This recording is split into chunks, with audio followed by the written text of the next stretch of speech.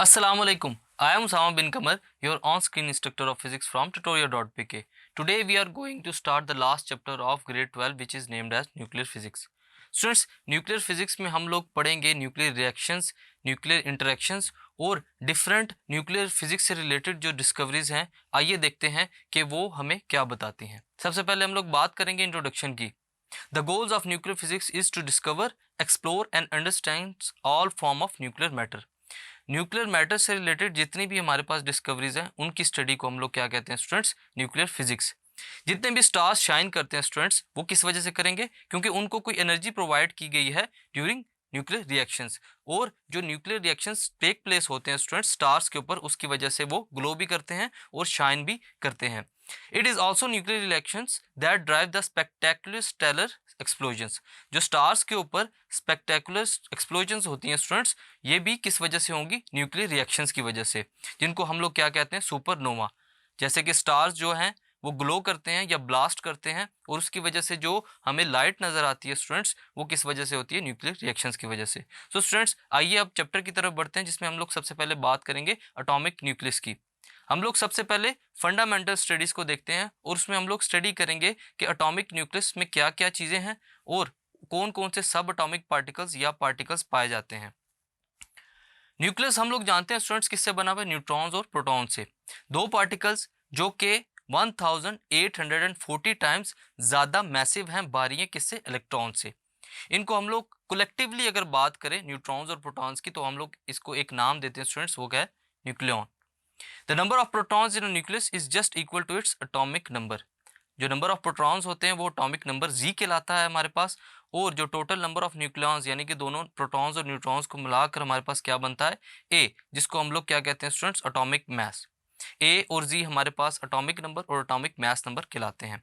दस the nucleus, अगर हम लोग बात करते हैं न्यूक्लियस की, तो उसके अंदर हम लोग देखेंगे एग्जाम्पल को। एक सोडियम एटम है हमारे पास जिसको हम लोग रिप्रेजेंट करते हैं स्टूडेंट्स एन ए से, जिसका एटॉमिक नंबर है 11 और मास नंबर है 23, जिसके अंदर कंटेन करते हैं 11 प्रोटॉन्स और 12 न्यूट्रॉन्स। ये हमारे पास रिलेटिवली एक लाइट न्यूक्लियस कहलाता है। और जो टिपिकली हैवी न्यूक्लियस होता है स्टूडेंट्स, वो है हमारे पास यूरेनियम। यूरेनियम हमारे पास ऐसा न्यूक्लियस है स्टूडेंट्स जिसके अंदर 92 प्रोटॉन्स पाए जाते हैं और 143 न्यूट्रॉन्स पाए जाते हैं। और जो मास ऑफ न्यूक्लियस है स्टूडेंट्स, वो इक्वल होता है मास ऑफ एटम के। ये हम लोग बात करें यूरेनियम एटम्स की। और अगर हम लोग बात करें किलोग्राम्स में, तो एटॉमिक वेट जो होता है स्टूडेंट्स किसी भी एटम का, वो हम लोग रिप्रेजेंट करते हैं एवोगाड्रोस नंबर से। एवोगाड्रोस नंबर्स हमारे पास क्या है? 6.03 मल्टीप्लाई बाय 10⁻26। अगर हम लोग बात करें स्टूडेंट्स न्यूक्लाइड की, न्यूक्लाइड क्या होता है? एक पर्टिकुलर न्यूक्लियस होता है with specified number of protons और न्यूट्रॉन्स। कोई भी न्यूक्लाइड हो हमारे पास स्टूडेंट्स, वो किसको रिप्रेजेंट करेगा? मास नंबर ए को और एटॉमिक नंबर जी को। अगर हम लोग बात करते हैं टर्म न्यूक्लाइड की, तो उसमें हम लोग देखते हैं कि हमारे पास क्या मौजूद होता है? मास नंबर ए और एटॉमिक नंबर जी, ये दोनों मिलकर क्या बनाते हैं? न्यूक्लाइड्स। कोई भी एग्जांपल लेते हैं स्टूडेंट्स जिसमें हम लोग जो हमारे पास एलिमेंट है उसको हम लोग एक्स का नाम देते हैं। अब एक्स फॉर एग्जांपल हमारे पास एटम है। अब अगर हम लोग इसकी बात करें न्यूक्लाइड्स की, तो इसके न्यूक्लाइड को कैसे लिखेंगे students? X Z A with atomic number और मास नंबर। अब इसी के साथ हम लोग एक एग्जांपल कंसीडर करते हैं। एग्जांपल में हम लोग एक हाइड्रोजन आइसोटोप को देखेंगे, H11। इसके अंदर एक ही इलेक्ट्रॉन होता है और एक ही प्रोटॉन होता है, where Z is equal to 1 and A is equal to 1।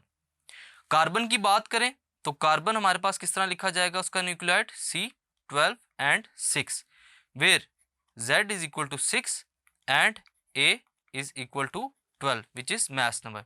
So students, ये है हमारे पास एक फंडामेंटल एलिमेंट जो कि हमारे पास क्या कहलाता है? एटॉमिक न्यूक्लियस, जिसमें हम लोगों ने बात की न्यूक्लियॉन्स की, प्रोटॉन नंबर्स की, मास नंबर की और एटॉमिक मास नंबर की। तो सिंपल हमारे पास यही एटॉमिक स्ट्रक्चर है और इसी के ऊपर तमाम एटम्स बेस्ड करते हैं। और इसमें हम लोगों ने देखा कि कुछ एग्जांपल्स के ज़रिए हम लोग न्यूक्लाइड्स और न्यूक्लियॉन्स को इजीली डिस्क्राइब कर सकते हैं। Thank you.